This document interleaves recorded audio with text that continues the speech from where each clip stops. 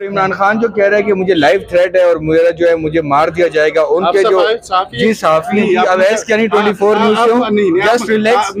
Just I want to say مجھے صرف یہ بتا دیں کہ عمران خان جو مطالبہ کی بات کر رہا ہے کہ مجھے لائف تھریٹ ہے۔ آپ مجھے بتا دیں آپ صحافی کون سی آپ کے پاس وہ چیز ہے جو صحافی ہے؟ آپ یہ دوستوں سے آپ بتائیں نا، آپ دوستوں سے صحافی آپ بتائیں گے ٹھیک ہے۔ آپ میں پوچھوں جب انہوں نے تائید کی ہے، لیکن آپ مجھے اب یہ بتائیں کہ عمران خان صاحب جو بات کر رہے ہیں کہ مجھے لائف تھریٹ ہے، تو جو اب ان کے جو مطالبے آ رہے ہیں اور جب ان کے دور میں آپ جب گرفتار رہے ہیں، عمران خان کو کوئی لائف تھریٹ نہیں ہے، اس کو سیاسی طور پہ حوالے بہت خطرناک بندہ بنایا جا رہا ہے، اس کی کھل کر مخالفت کریں گے، اور ساتھ ہی کیونکہ ہر بندے کو سیاسی طور پر، نظریاتی طور پر اور ریاست کے اندر اس کا جو سیاسی کردار بنتا ہے اس کی آزادی ہونی چاہیے، اور آئین میں یہ چیزیں محفوظ ہیں۔ اگر آئین میں یہ ہم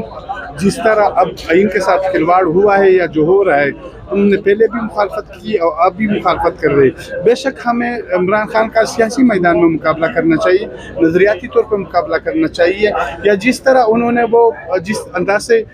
وہ کام کر رہا ہے۔ ہاں ایک چیز ہے کہ اس کا جو انداز ہے وہ آنے والے وقت کے لیے خطرناک ہے۔ جنرل باجوہ کے ساتھ جو اختلافات آپ کے تھے، کیا آپ اب بھی ان پر قائم ہیں؟ اور جو پی ٹی آئی والے ان کے خلاف ایک کیمپین چلا رہے ہیں، کیا آپ اس کی حمایت کریں گے؟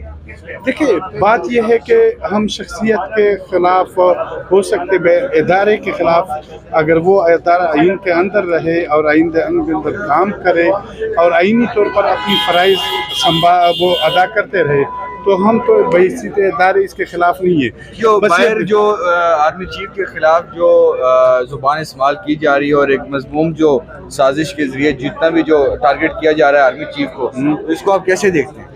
تو بہرحال ہم تو آئینی طور پر یہ ان کو احساس دلا رہے ہیں کہ آپ ادارہ آئین کے اندر رہتے ہوئے اس ادارے کو کنٹرول کریں۔ ساتھ ہی ان پالیٹیشین کو بالکل سزا دینی چاہیے اور سخت سزا دینی چاہیے جنہوں نے اس ریاست اور اداروں کو غلط۔ جنرل فیض کے حوالے سے جو مطالبہ آ رہا ہے اسپیشلی طور پر جو نون لیگ اور مریم نواز کی طرف سے کہ ان کا جو کورٹ مارشل ہونا چاہیے، تو آپ اس مطالبے کو ایگری بالکل انہوں نے تائید کرتے ہیں؟ میں جنرل فیض کا نہیں کہہ رہا ہوں، میں کہتا ہوں کہ جو لوگ اس دنیا میں نہیں رہے، جرنیل ہو، سیاستدان ہو یا عام پاکستانی شہری ہو، جنہوں نے آئین کے ساتھ غداری کی ہے، آئین کو غلط استعمال کیا ہے،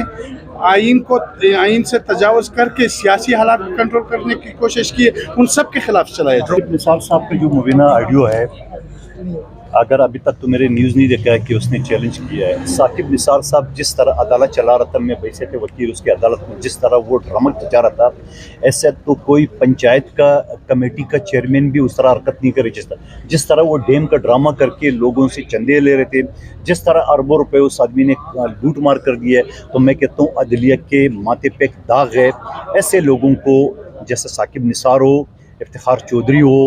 اور یا جسٹس نسیم حسن شاہ ہو، ان سے عدلیہ کو دور ہونا چاہیے۔ شہید ذوالفقار علی بھٹو کو جو ایک جھوٹے مقدمے میں ہم سے الگ کی ہے، آصف علی زرداری صاحب کا ریفرنس سپریم کورٹ کی الماری میں آج بھی نہ جانے کہاں گم ہو گیا۔ میں آپ کی توسط سے سپریم کورٹ سے درخواست کروں گا کہ سپریم کورٹ کا جسٹس انسم نسیم شاہ کے ماتھے پہ جو داغ لگا ہوا ہے اس کو دھونے کے لیے آج بھی 45 سال بعد شہید ذوالفقار علی بھٹو کو انصاف دے۔ تو میں سمجھ رہا ہوں ہماری عدلیہ جوڈیشل سسٹم دنیا میں 140 میں سے 139 نمبر پہ موجود ہے، تو یہ لمحہ فکر ہے۔